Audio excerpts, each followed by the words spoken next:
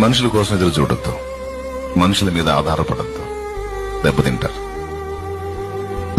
ఎందుకంటే నిన్ను అర్థం చేసుకుని నీ గురించి ఆలోచించే శక్తి ఏ నరుడికి లేదు. ఎందుకంటే ఎవడి బాధలు వాడుకున్నాయి, ఎవడి కష్టాలు వాడుకున్నాయి.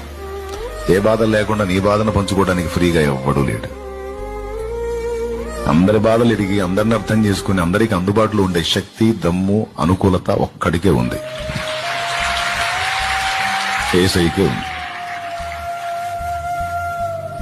కొంతమంది నిన్ను పట్టించుకున్నారని పొంగిపోవద్దు, సంబరపడద్దు, చంకలు వద్దొద్దు.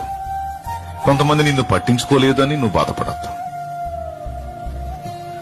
నువ్వు వేడుకోవాల్సింది, ఎదురు చూడాల్సింది, పన వేసుకోవాల్సింది, ఆశపడాల్సింది ఆ ఒక్కడి కోసమే, నా ప్రభు అయిన యేసుక్రీస్తు కోసం, నజరేయుడైన యేసు కోసం.